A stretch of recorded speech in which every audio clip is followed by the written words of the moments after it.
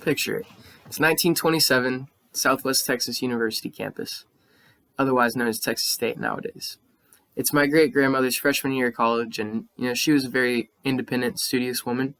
So she was there to get her studies done solely, and she knew that she was about business. So one day she's walking around campus, going to one of her classes, and a nice young man comes up and asks her to hold her books and walk her to class. So she accepts because she's a nice lady. She's not going to turn anyone down. She didn't think he was very cute or anything. She wasn't interested in him at first, but he was obviously very interested in her. So she accepted and walked with him to class and would hang out with him, whatever. And so, but she never would end up actually dating the guy. She never wanted any type of relationship with the guy, even though that's clearly what he had in mind. And so, this went on for a couple weeks or maybe even a couple months. And my mom and grandma would always tell me that Mama, as they called her, would always tell them, never be mean to someone. Always be nice to people because you never know who might become the next president of the United States. So apparently her college friend ended up being President Lyndon B. Johnson, the 36th president of the United States. So for the next 4 to 6 minutes, I'll be talking to you about the early days of his childhood and then move into a brief telling of his political career. And yeah, it should be nice. LBJ was born August 27th, 1908, in a small farmhouse near Stonewall, Texas.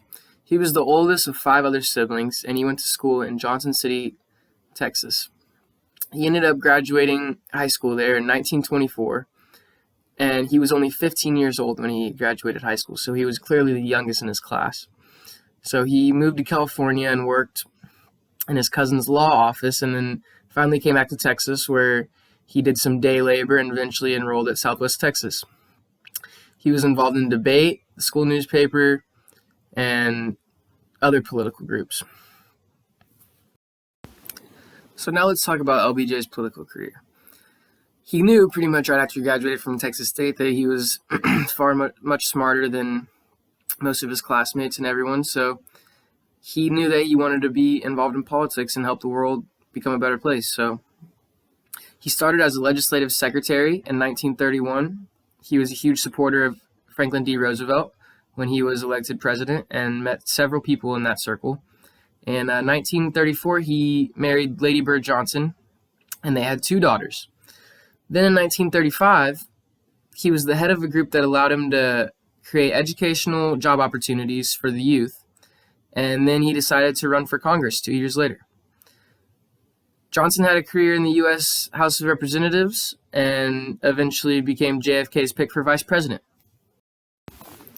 Around this time, Kennedy knew that he needed support from the traditional Southern Democratic group, so he knew that LBJ was his guy.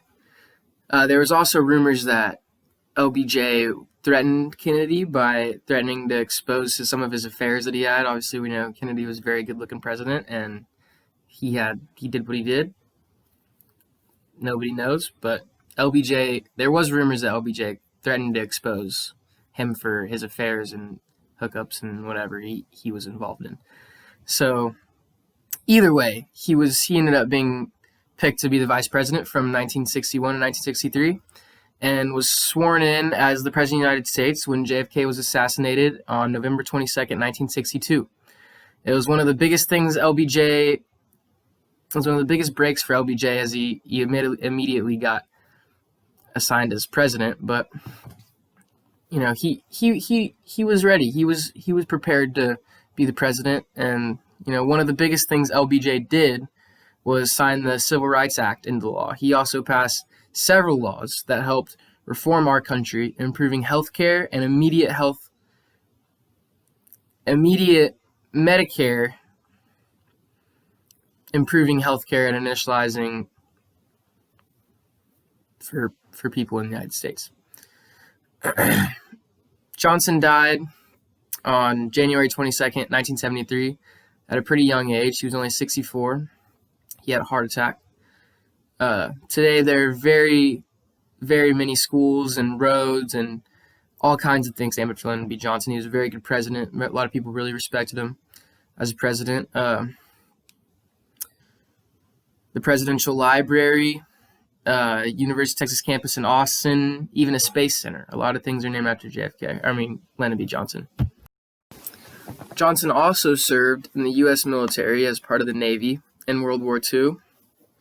He was awarded a Silver Star, and I'm proud to know that my great-great-grandmother, Mama, was good friends with him. And today, in our world, we're facing a lot of racism and racist problems in the world, and LBJ was a very, very strong activist to end racism, which I have a lot of respect for. I wish there was, someone like that in today's presidential election. He really tried his hardest to eliminate racism as far back as 1967 when he nominated Thurgood Marshall to the Supreme Court. He was the first African American to serve as part of the Supreme Court, and was even the great grandson of a slave. So it was a big time in the United States. It was a big change for the government, and it was a big step to ending racism, it's huge. It's huge. I think the candidates today could use some pointers from Lyndon B. Johnson, honestly. If you ask me, I think that, some of the candidates we have today aren't looking at the real issues, and maybe aren't doing the exact things that they should in order to stop racism and end it. And I think Lyndon B. Johnson he's very strong-minded, and he had a good way of thinking that he could end it. And I think that a lot of the presidents, or a lot of the candidates today and, recently, they could take a lot of pointers from him. So yeah, I mean, that pretty much concludes my speech on Lyndon B. Johnson. I